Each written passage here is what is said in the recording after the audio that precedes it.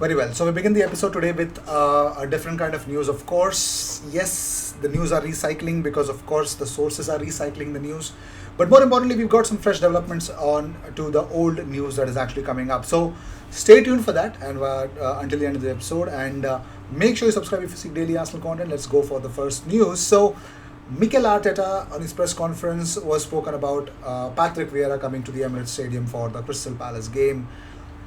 Mikel Arteta said that Patrick is an Arsenal legend, and I hope he gets the reception he deserves for what he did for the club. He was the captain of the club in the most successful era in the last many years, and it is great to have him back.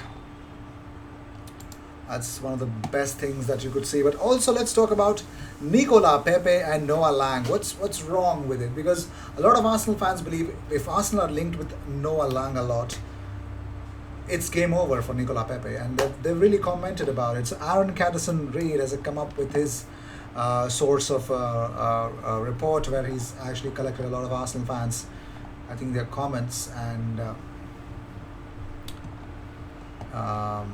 here are some Arsenal fans' comments about Noah Lang. So one of them says, Lang is incredible. Half our recruitment is great, other half awful. Another one said, finally a showboater that actually beats his man.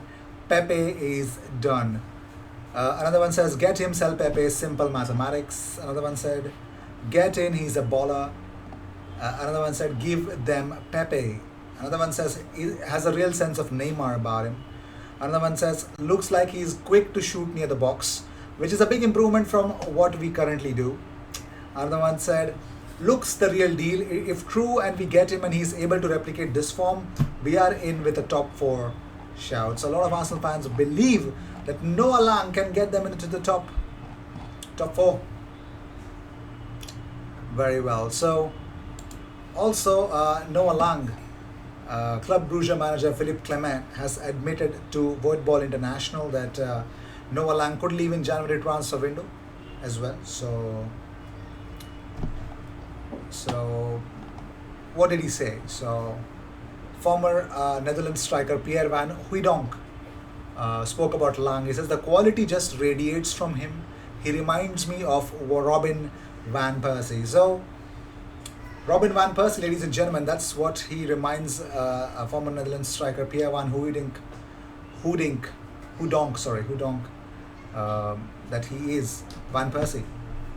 So they actually beat Gibraltar, I guess, 6-0. So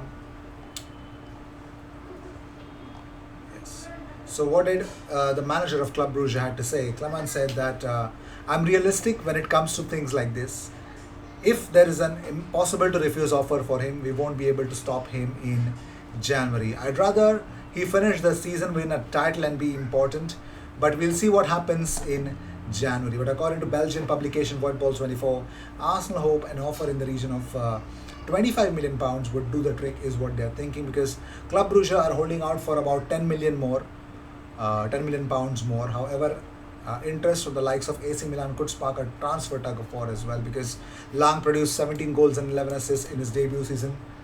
So you never know where things will go. You just never know, you know.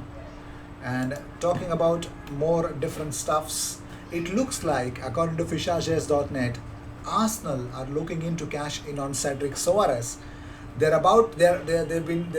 report says that Arsenal are wanting to sell him off, and while doing so, they have a lot of right backs in the midst. Now my question is, if Cedric Soares is to be sold off, why would you buy him in the first place? Like, he came onto the free transfer, yes. You gave him a new contract, yes.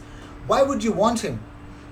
Like, why would you give him a new contract if you are ultimately selling him? I know he's an okayish player. He's not even a first team player right now, because after Takehiro Tomiyasu came in, there's no way Cedric does a lot of defensive work at all. He does decent offensive work. That's all I can tell. So is it a good idea to actually sell off Cedric Soares? Of course, but then was it a good idea to give him a contract? I don't know. If I were to even justify this, if I was Arteta if I have to justify this, being an Arteta in fan, I would say Maybe Cedric was a buy that Arteta was told, you know what, we're not going to give you a lot of money. He got Cedric for the time being, and then suddenly, after this whole European Super League happened, then suddenly, the ownership said, you know what, we're going to back you full on, and that's when I think things changed for Cedric. Now, if I was Arteta out and I had to say that, it's a terrible idea, what the hell, they're just throwing off money, they're wasting money. And if I have to give you a balanced idea about these whole sources, it could be a mixture of both. Of course, it's a bad idea to give him a new contract, but he is a surety right now, because if Arsenal have an injury, of course, Takehiro, if there's an injury, there's Cedric there to slot in that right back role. So that's the whole idea. But not a very good option that Arsenal have currently. So this just makes the rebuild more slower and more painful. That's all I want to tell you that. So moving on, Raheem Sterling has responded to what Ian Wright had to say about his future. So about his future, Raheem Sterling has opened up about it, and I'm really impressed by what I'm seeing in this interview. What he said, he spoke to the Guardian. He said, if there was the option to go somewhere else for more game time, I would be open to it. As an English player, all I know is the Premier League, and I've always thought, maybe one day I'd love to play abroad and see how I would come up against that challenge. He was pressed more, so he said that I'm not a person that's going to complain. I've not tried to make it a bigger deal than it actually is. I get on with my work, do what I need to do, and I'm just ready to go, ready to be playing football matches regularly, scoring goals regularly. If football for me is not at a certain standard, I'm not really at my happiest. If I want my happiness at a certain level, I need to be playing football, I need to be scoring goals and enjoying myself. Well, that is the case, and that is that. So let's see what happens about Raheem Sterling. He's actually open for a new challenge, for more game time. Of course, in City, when Grealish came in, of course, no, there's no chance he's getting more game time. Someone has to, make the cut for Grealish. So I think Raheem Sterling is the one to leave, and same goes for Bernardo Silva as well. So moving on, Jamie Carragher has shared that he would not have a problem with David Luiz after being critical of the player during his days at Arsenal, as he told Tony Bellu's podcast. So he says, David Luiz had a pop at me the other day in a newspaper, saying that I hadn't won the league because I had been critical of him as a player. I have been critical of David Luiz, there is no doubt about that. Again, nothing personal, but he is right, I haven't won the league. If that's his comeback, then that's fine. We were completely different players, and that's why I'm probably more critical of him, because he's a completely different player to the way I was. Maybe he wasn't my cup of tea, but if I see him now, I wouldn't have a problem for him. I wouldn't have a pop back. What I have learned is that the older you get, the less I care. I mean,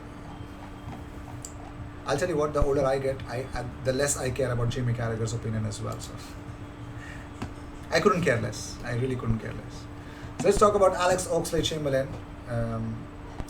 Well, apparently, according to a report, he won't have a problem to return to Arsenal. So there's this report by Lee Hurley. So this report is actually pretty savage. It's pretty savage. I'll tell you why it's savage, and I loved reading it, because of course it just says the same old thing, how many minutes that he's not played, how many days he's gone without playing regular football in the Premier League, and lots of things. But then there's this savageness at the end, which really, it'll make your day if you want to read that. So I'll just read the last part of it. So he says that in the Daily Mail, they claim that Mikel Arteta and Arsenal could really do with the Ox's help, but I'm not sure that's true.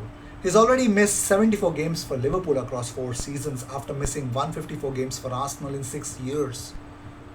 If the club want an injury-prone midfielder, I'd prefer they re-sign Jack Wilshere, who at least is an Arsenal fan. That is straight up violation. Oh my God. I'll read that again. He comes up, he says, if the club want an injury-prone midfielder, I'd prefer they re-sign Jack Wilshere, who at least is an Arsenal fan. And they say that as it stands, neither of the former Arsenal men fit the young profile of players Arteta wants to bring in. And after so many years trying to get to the root of Arsenal's incessant injury problems, I doubt they would want to go backwards on that front either. My God. Lee Hurley is a crazy guy. He's an Arsenal fan, by the way. He's an owner of dailycannon.com as well. This guy is crazy and I love it. I love that last part. Seriously. That was straight up savage. Love it. I think more than savage, I'd rather want to give it respect, and the way I give it respect is that I think it was brutally honest opinion. So I'll see you in the next one. Until then, cheers and don't forget to subscribe.